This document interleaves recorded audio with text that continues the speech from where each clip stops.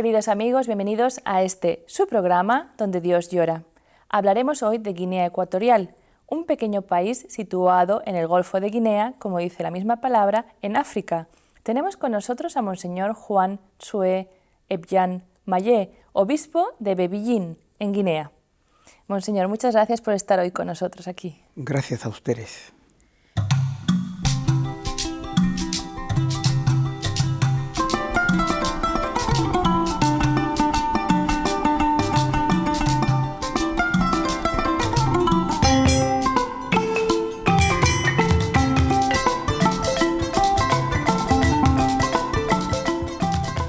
Guinea fue primero colonia portuguesa, pasó a ser luego colonia española y la independencia la alcanzó en 1968, relativamente tarde. Quizá brevemente, ¿qué influencias hay en la isla o dejaron huellas estas colonias?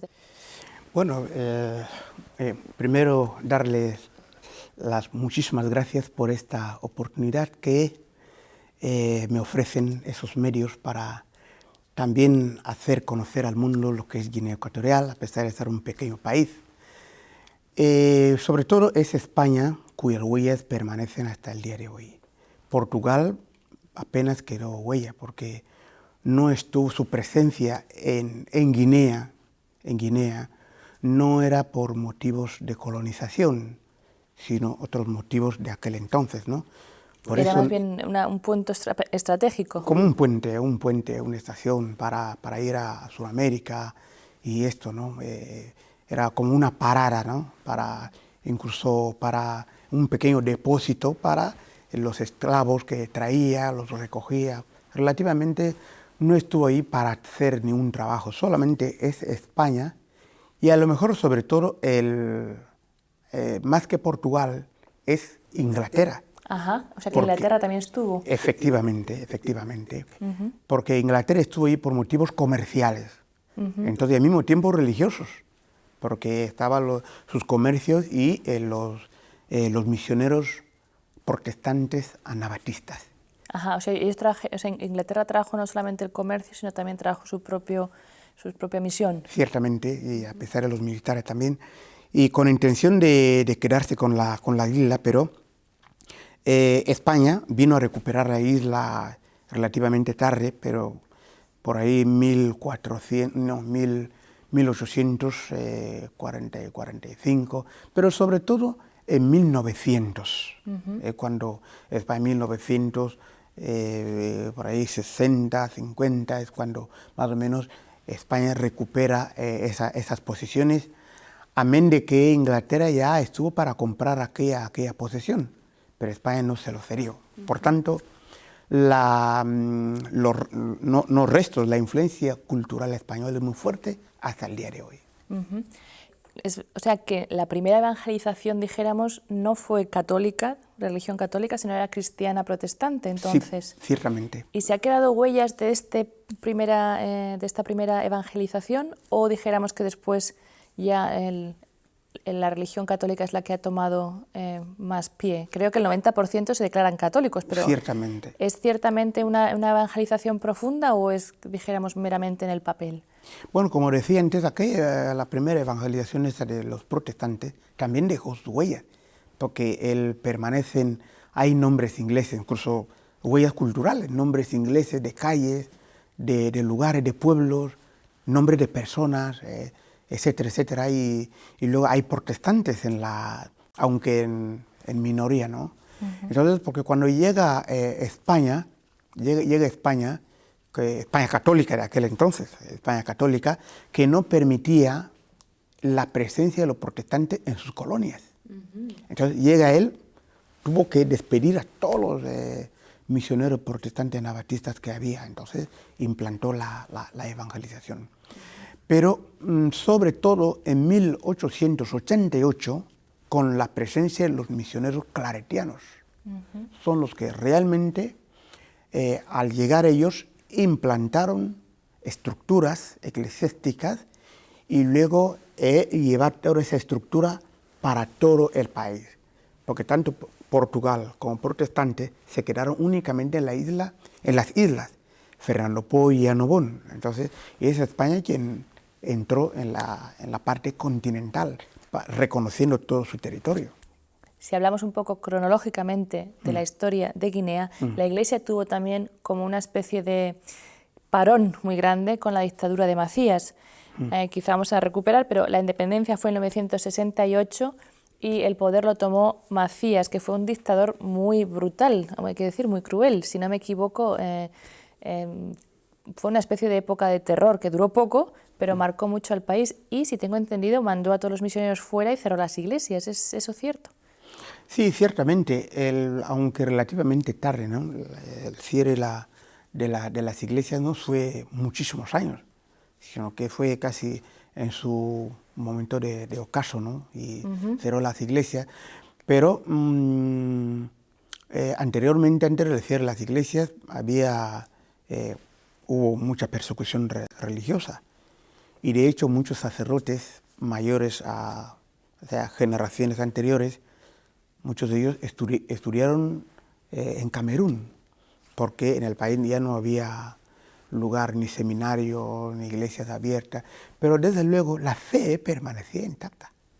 Había bautismos clandestinos, sin reconocimiento oficial, ¿no? Para que no se sepa, porque había un control.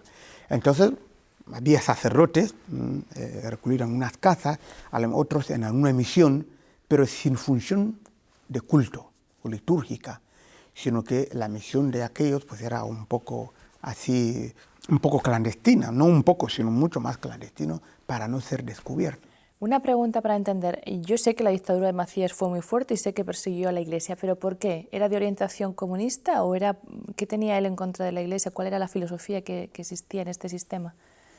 Bueno, yo creo que la Iglesia en su misión no se hace con ningún regímenes políticos, ningún régimen político, sino que la Iglesia tiene su misión de evangelizar la verdad, decir la verdad. Entonces, y la dictadura no permiten decir la verdad. Entonces, una institución como así eclesiástica, además, se tildaba como intelectual o pro-Vaticano, pro-Europa. Entonces, hay que sacarle en medio porque está concienciando a la gente, instruyendo a la gente. Y no está defendiendo los valores. Defendiendo los valores culturales, tradicionales, ellos, sí, religiosos, y que la dignidad humana, la vida. Entonces la dictadura no permite otra fuerza que contrapone a sus ideales, ¿no? Entonces por eso los persiguió. ¿Cuenta la Iglesia de Guinea Ecuatorial con mártires de esta época? Bueno, se puede decir mártires incruentos, es decir, que no derramaron su sangre, pero sí que sufrieron. Por ejemplo, el mismo actual arzobispo de Malabo, Su Excelencia Monseñor Ildefonso, que era superior religioso en aquel entonces, porque el obispo de aquel entonces, lo expatriaron, lo sacaron del país, lo expulsaron, se quedó exiliado aquí en España, Roma y tal. Pero entonces él estuvo 7 veces en la cárcel, 7 veces, y maltratado. Y otros obispos, hay un obispo que está en España, enfermo ya, y que también estuvo en la cárcel, fue maltratado y todavía vive. Podemos llamarlos mártires incruentos porque los que sufrieron por la fe. Y otros testimonios también pueden haber, porque muchos sacerdotes, algunos estaban en la cárcel. Por ejemplo, el superior religioso actual de los claretianos, Marcelo Enzema, también a poco iba a perder su vida, pero bendito sea Dios. Y otros tantos sacerdotes de aquel entonces que daron la cara por la fe. En 1980 se pidió a los, dijéramos, sacerdotes de fuera, a los misioneros, que podían regresar al país, se les dio permiso para regresar al país porque antes estaba prohibido. Yo quería preguntar, ¿cómo es la situación del clero actual? ¿Es más bien un clero nativo o hay muchos misioneros también de fuera todavía? Sí, claro, la influencia de los misioneros españoles todavía hoy en día es muy grande, y gracias a Dios, porque se sienten como padres, ¿no?, de la evangelización de Guinea. Hay muchos sacerdotes. Mi diócesis hay cerca de 50 sacerdotes diocesanos y otros que son religiosos.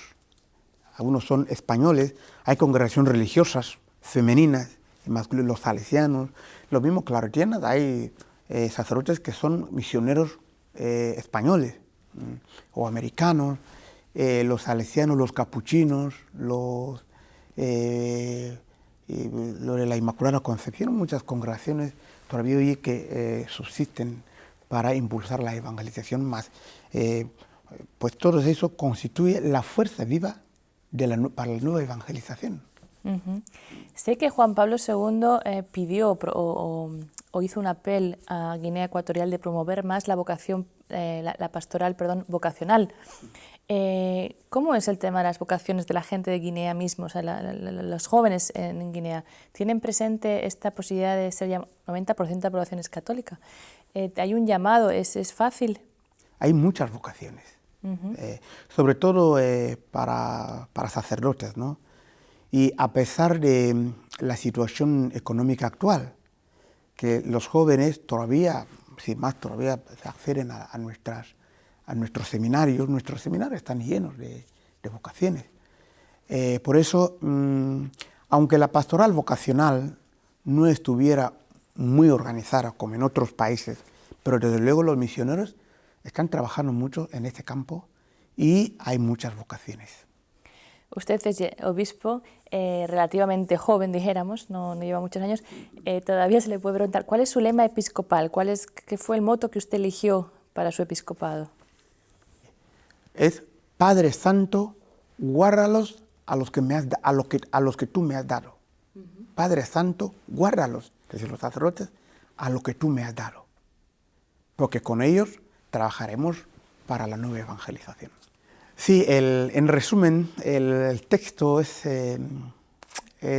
sugestivo, porque lo cogí en el Evangelio de San Juan, o sea, el cuidar los sacerdotes. Cuidar los sacerdotes,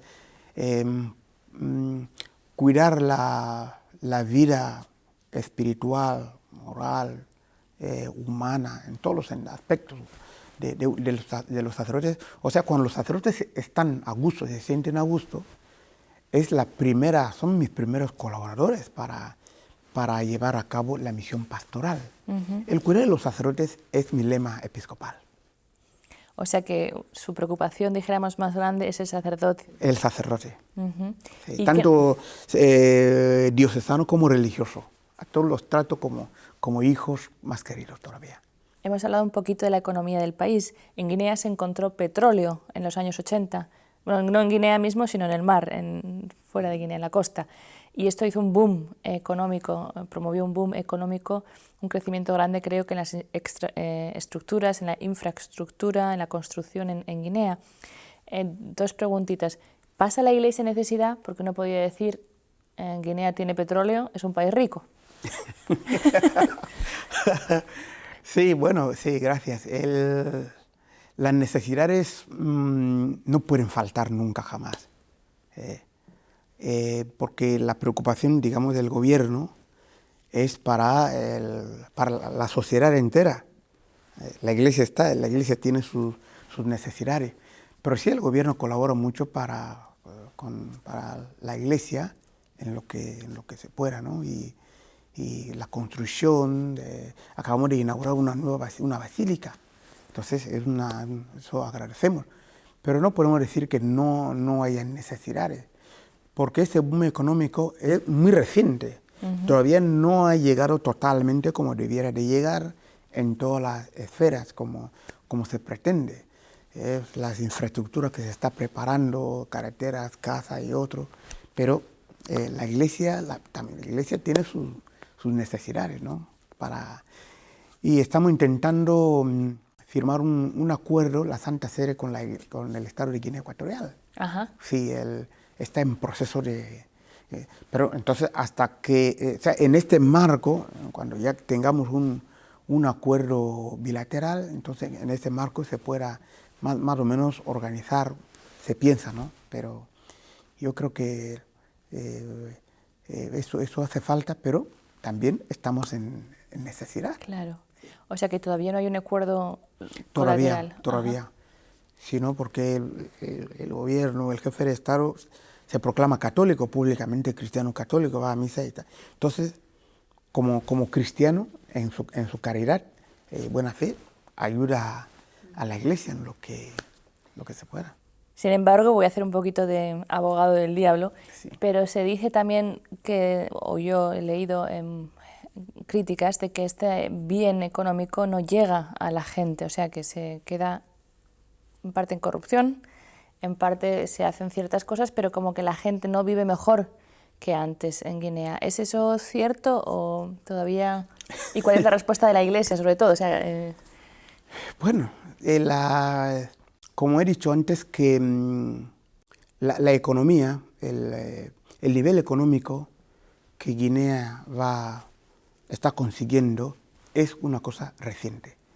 Entonces, todo lo que se supone no ha llegado totalmente a la gente.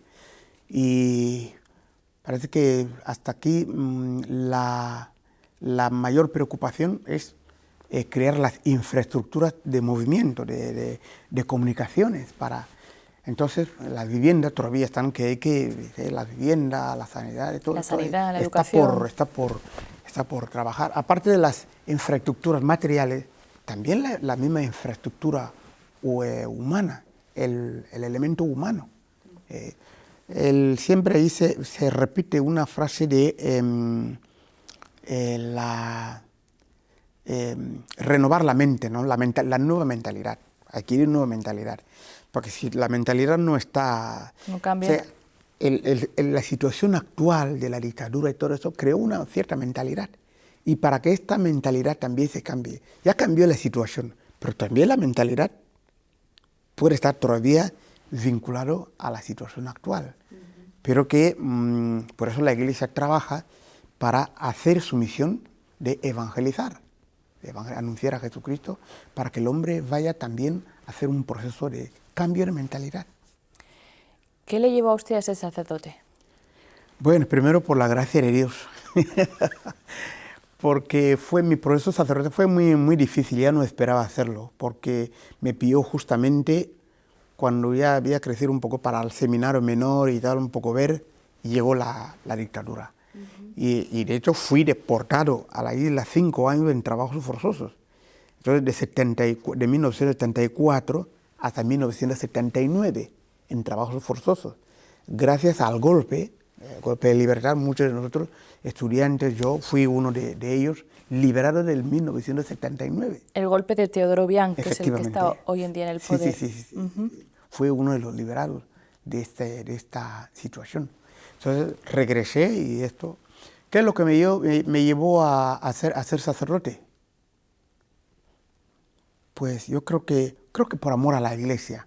El amor que Dios ha derramado en mi corazón para amar a la Iglesia. No es el amor de Dios para amar a la Iglesia. Y esto pues me abrió esos horizontes a pesar de las dificultades habidas en aquel entonces. Pues Dios me ayudó para llegar a ser el sacerdote y soy feliz, me siento feliz. ¿Cómo es la fe guineana? ¿Cómo es la fe del pueblo de Guinea? ¿Cómo? Una fe viva. Son, claro, el mismo carácter del africano.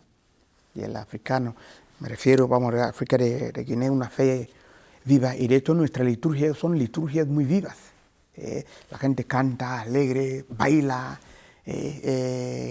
o sea, hacen cosas para animar. Son una fe muy viva. Aunque claro, hay que trabajarla más todavía. Porque, como usted decía antes, la dictadura hizo un paréntesis muy grande para la fe. Entonces esto creó un problema de fe. Entonces hoy en día vamos recuperando esa fe viva, pero que hay que enraizarlo cada vez más, ¿no? Porque coexisten también todavía otras creencias, un poco el sincretismo y sobre todo actual la confusión que crean las sectas, ¿no? Un problema que me decía usted que está creciendo cada vez más también. Sí, es que si la Iglesia hace su misión, sus programas, todas las fuerzas están implicadas en la misma orientación pastoral, es que estas sectas no tienen mucho campo de trabajo. Y esto nos va a ayudar muchísimo. O sea que se puede decir que en el fondo cuando las sectas crecen es porque nosotros no estamos haciendo lo que tendríamos que hacer. Pues, no solo, pero... Sí, bueno, suficientemente, no estamos haciendo suficientemente lo que tenemos que hacer, porque hay muchas cosas que hay que mejorar, aspectos pastorales, la misma organización eclesiástica. Una de las preocupaciones que tengo es la organizar estructuras diocesanas.